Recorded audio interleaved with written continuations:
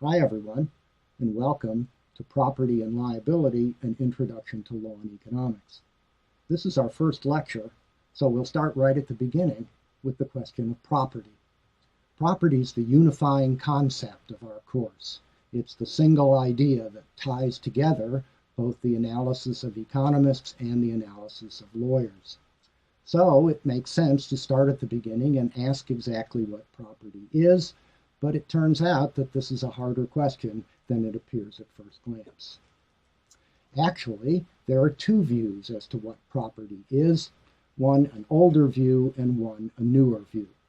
The older view held sway in the centuries before 1800, and it's derived from the ancient English common law, and we'll come to associate views from this period, like this one, with the name of John Locke. It was replaced gradually after 1800 by a newer view, which starts in England as well, and which we'll associate with the name of Jeremy Bentham. So let's talk a little bit about both of these views. In the old view, property is understood as being objects. So, for example, here's my watch. It's an object. What we find is, in fact, that much of our ordinary language, the words we use to talk about property, the words we use to talk about ownership, reflect the old view, which, as I've said, has not really been current for a couple of hundred years now. To associate property with objects means that the principal relationship that property conveys or property connotes is a relationship between people and objects. So in ordinary language, I talk about this as my watch, not your watch. And so it's my property. The object itself is my property. The principal nature of the relationship between people and objects in the older view is summarized by the word ownership. And ownership itself consists of three canonical or standard or ancient traditional ways of thinking about what ownership means, three categories of things that one can do with objects. One aspect of ownership in the old view is the notion of possession. The watch belongs to me, it's my watch, and implied in this possession is exclusion. It doesn't belong to you, and you can't have the watch or use it without my permission. That suggests the second right of ownership, which is to use the watch in my own interests and for my own purposes. And the final aspect of ownership is my right to dispose of the object as I wish. I can sell it, I can keep it, I can destroy it, and so on. So, in the old view, property is an object. The relationship of property is the relationship of ownership between people and objects, and ownership includes possession, use, and disposition. In contrast stands the newer view, the one that's come to dominate since 1800. In this view, property as such is separated from the objects to which it attaches, and property is a relation between people and other people over how objects are going to be used. So whereas in the older view, property and objects were seen as the same thing, under the newer view, people have rights, called property rights, that attach to particular uses of various objects. And so, when we say, this is my watch, we might be saying under the new view, here are the things that I can do with my watch. And what that means is that if I have the right to do those things, I have a property right to use the watch in each of those ways. So, for example, I could use the watch to tell time. I could use the watch as a paperweight to hold down the papers on my desk. If I were so inclined, I could throw the watch on the ground and stamp it under my foot. I have all of those property rights, but in fact, I don't have all the property rights that might attach to this watch, because there are uses of the watch which I'm not allowed to undertake. So, for example, although I can destroy the watch, I can't throw it at you, and I can't use it to hit you on the head, and I can't use it as an instrument to commit a crime. Because I can't do those things, I have no right to do them, and the person or institution that tells me that I can't do those things authoritatively instead has the property right to do those things. So, in the new view, there's a different property right for every specific use. Here, we'll ask a second question, and that is, where does property come from? And here, too, we'll see that there are two strongly differing theories of the origins of property. We'll associate one of these theories with the great English philosopher John Locke, and the other with the equally great English philosopher Jeremy Bentham. In this case, the dispute between Locke and Bentham has never really been resolved, and as we'll see, it comes up frequently in the material that we'll be talking about. We'll see that the dispute between Locke and Bentham touches on the most fundamental questions of law and political philosophy, questions upon which people continue to differ down to the present day. So let's briefly talk about Locke's and Bentham's differing views on the origins of property. Let's start with Locke. Locke believed that property comes from God. He said so in his great book, The Second Treatise of Government, which was published in 1690 as part of a war effort, interestingly enough. Locke was writing as a partisan in the great English Civil War of 1688, and his purpose in writing the Second Treatise was to persuade ordinary Englishmen to eschew their allegiance to the monarch James II and participate in a revolution to overthrow James II and replace him by the two-headed monarch William and Mary. A problem for Locke and for the revolutionists during this period was that James, supported by the Anglican Church, claimed to rule through what we now call the divine right of kings. James argued that God himself had reached down to earth, touched James on the shoulder, and made James God's ruler of the territory of England in God's name. And the church supported him in this view. So when Locke wrote, hoping to inspire people to join a revolution against James II, he was trying to solve a problem for the potential revolutionaries. Everybody knows that it's tough to fight a revolution, and that if you lose the revolution, you're in big trouble. But Locke's revolutionaries faced a second problem, and that was the church's support of James's view that his right to rule came from God himself. If James was right, then Locke's revolutionaries not only faced the physical dangers of being unsuccessful revolutionaries, but might have faced eternal damnation for blasphemy for having acted against God's will. So it was important for Locke to keep God in the theory of property, and as we'll see, he did that quite elegantly. It's difficult to support Locke's story, as we'll see after the theory of Charles Darwin, that in fact we're not descended immediately from God, but that we're descended, as it were, from animals that preceded us. But well before Darwin, Locke's theory was challenged by the great English philosopher Jeremy Bentham, who said in 1791 that Locke's theory that property came from God was generally nonsense upon stilts. Bentham made an obvious observation, which is that no property can be enforced, no claim to use objects or control the use of objects as against other people can be enforced without the consent of the state. And so for Bentham, property was simply those claims to the use of objects that the state was willing to throw its enforcement power behind. In this sense, property originates with the state in the state's decision as to what property rights to honor and what property rights to ignore.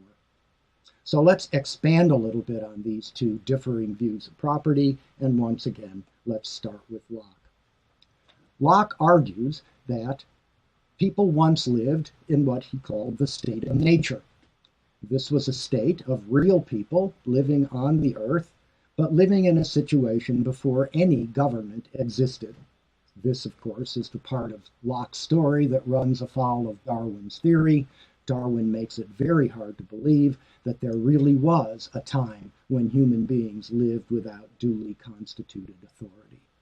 But Locke knew nothing of Darwin, and of course his purpose was not social science as much as it was political philosophy, and indeed persuading people politically to act in a dangerous way. And so Locke argued, we do exist, and we have existed historically. We don't exist now, but we have existed historically in a state of nature in which God reaches down from heaven and touches not James II or the monarch, but every individual human being, and gives these individuals three distinct rights.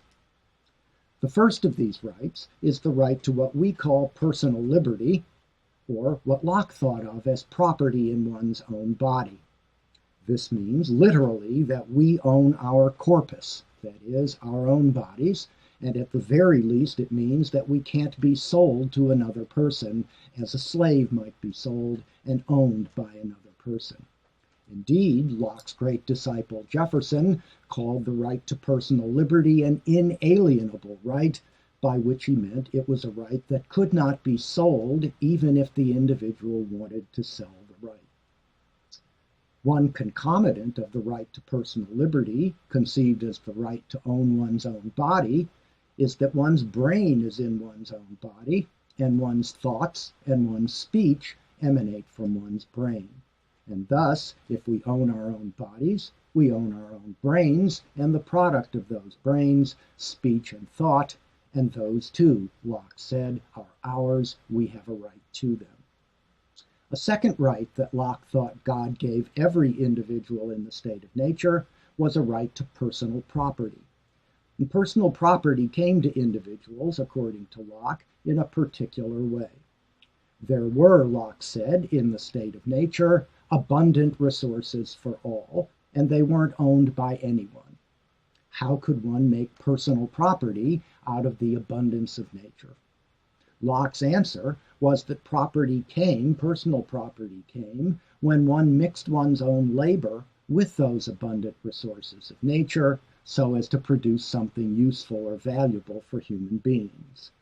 God makes trees, but human beings produce apple orchards by mixing their labor with the processes of nature and with the materials that nature provides, and that combination of labor and materials produces apples which can be enjoyed and which can be sold. Finally, Locke recognized that the first two rights didn't have much meaning if there were individuals who were inclined to violate others' rights to personal liberty or to personal property, and that those people must be stopped from violating those rights. And so Locke argued God gives every individual a third right, which is the right to punish those individuals who violate the first two rights that everybody holds. And so everybody has a right to their own body and liberty. Everybody has a right, under certain circumstances, to the personal property that they create with their own labor, and everybody has a right to punish and enforce the two property rights. The two first property rights, every individual has a right to enforce them by punishing those who violate them. Locke's story went on, however, that it's difficult for individuals to enforce their third right. Notice that the state of nature is not a state of uncivil society. It's not a state of anarchy, and it's not a state of chaos.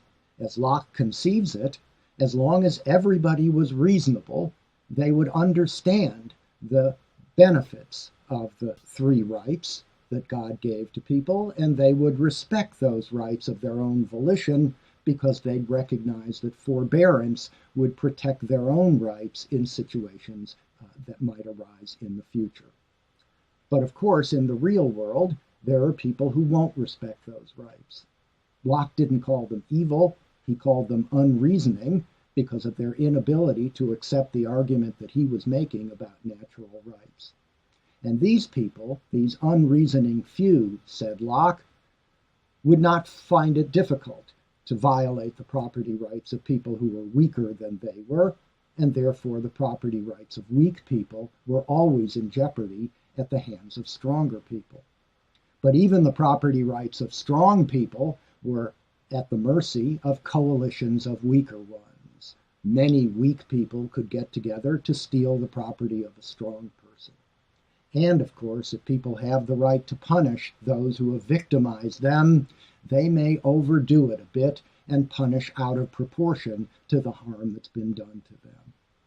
All of these, Locke said, were problems created by the difficulty of enforcing the third right in the state of nature. So Locke imagined that in the state of nature, people would recognize these dangers and therefore decide to forestall them. The way they did it was to create Locke's famous social contract. We could imagine these individuals sitting around a large campfire, each coming to the campfire with a basket containing their three rights, think of them as eggs, in their basket: the right to personal liberty, the right to personal property, and the right to punish transgressors.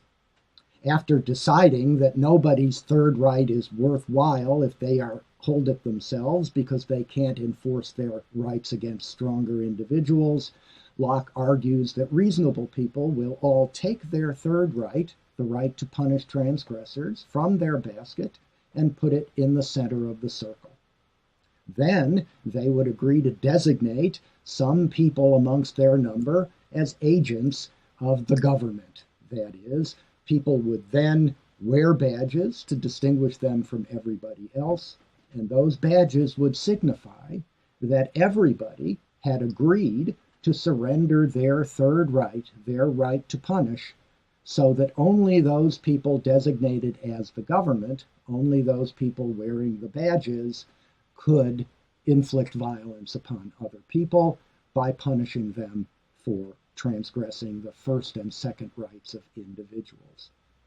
So, for Locke, government was simply those people who were assigned by the citizens, if you will, the contractors of the social contract, to collect everybody's third right and to use those third rights in the way that people themselves would use them if they could, which was to punish transgressors and to do so in an appropriately proportional way. Finally, it's worth noting that in Locke's theory, individuals don't surrender all three of their eggs to the government. They keep the first two eggs and don't surrender them to the government at all. That is, they retain their right to liberty and their right to property, which is not, in Locke's view, given to them by the state. It's given to them by God, and individuals hold on to that right even in the face of the actions of the state. Locke's theory of God-given natural rights and a social contract that creates a government beholden to the citizens that create it has important implications for the relationship between property and the state, and thus important implications for the relationship of individuals to the state. So I've tried to summarize these as three major implications. The first of these is, as we've seen, that property precedes the existence of government and the state. That is, property is given to individuals by God. It's not given to them by the state. Individuals hold these property rights against the government, and, as we've suggested, the government has no warrant to take these rights away from them without the consent of the individuals, no matter how compelling the public purpose might be that the government takes the property for. The state, that is, has no interest or purpose other than protecting individual liberty and personal property. The state is a purposeless abstraction, created solely as an instrument of individuals to protect their individual liberty and property.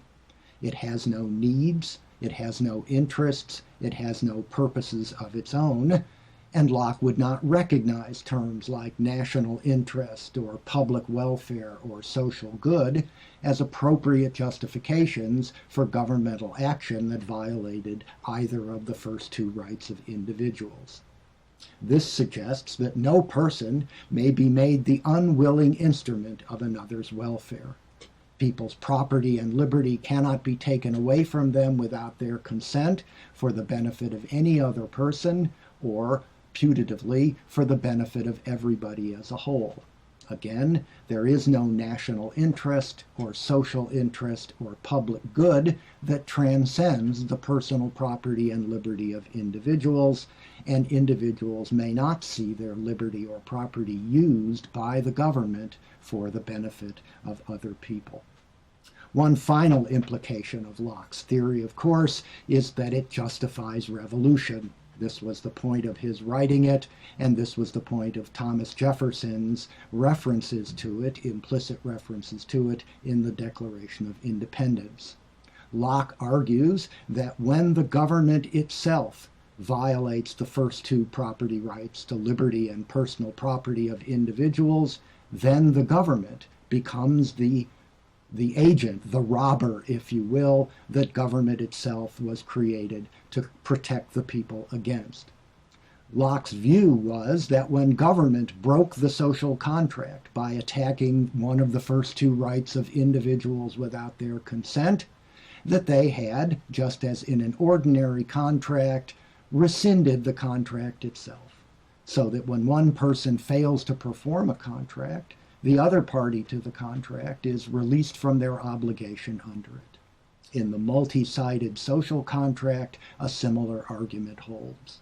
If the government acts so as to violate the social contract, then the citizens have a right to rescind the social contract and take that third egg back from their government and reconstitute a different government in which they have more confidence than the old one. So Locke's theory is decidedly a theory of revolution, and it's one that sets the individual distinct, apart from the state. Against the ideas of John Locke stand those of Jeremy Bentham, who lived somewhat later than Locke. Bentham, in 1791, in the midst of the French Revolution, wrote that Locke's theory of natural rights and social contract was nonsense on stilts. He didn't see God giving natural rights to anyone, and perhaps he thought, as moderns might, that the word of God can't be appealed from and may make it difficult for rational political discourse to be undertaken. Bentham's theory of property in the state had no room for God. Indeed, generally speaking, there was no room for any kind of natural or God-given rights, and people's property rights were only those rights that the state elects to enforce. If you think you have a property right to an object and somebody steals it, your property right is not worth a great deal to you unless the state agrees with you that that person has stolen your object and sends the police and the courts to catch that person and punish them for what they've done. If you believe your object has been stolen, but the state's law says that the person who took it had a right to take it away from you, then the state will not, in fact, sic its police force or its courts upon the person that you think took the property from you. And in that case, it's hard to say that you have the property right at all. From this unobjectionable observation, Bentham argued that it is the state that creates property rights. And moreover, the state doesn't create property rights arbitrarily or randomly, or to meet the whim of a particular ruler or legislator. For Bentham, the state has a particular purpose in mind in assigning property rights, and that, of course, is Bentham's famous formula of the greatest happiness for the greatest number. Bentham was the originator of the philosophy of utilitarianism, and the way that we now typically express his philosophy is that all social policy, all law, all policy ought to be made so as to maximize the sum of individual utilities. Like Locke's theory, Bentham's theory has important implications for the relationship between property and the state, and, through it, on the relationship between individuals and the state. And as in the case of Locke, I've tried to summarize Bentham's implications in three major points. The first of these, as we've seen, is that there is no property until the state creates it. This means that individuals have no rights to property as against the state, And the state ultimately is the final arbiter and chooser of exactly what property rights are and exactly who's going to hold property rights, at least initially, before people are allowed to trade those rights in commercial life. And since the state is assigning property rights, it ought to have a purpose when it assigns property rights, and for Bentham, that purpose was the utilitarian purpose, to produce the greatest possible happiness amongst the people, to maximize the sum of individual utilities. This public purpose for Bentham was superior to the private interests of any individual, including that individual's interest in personal liberty and in personal property. For Bentham, the state was the instrument of public welfare. It was the instrument by which social utility was to be maximized, and the state, therefore, may take the liberty and property of any individual in pursuit of its proper purposes. Again, the interests of the state are superior to the interests of the individual, and the state, through its definition of property rights, can transfer income and wealth from one portion of the population to another in furtherance of its objective of maximizing social utility.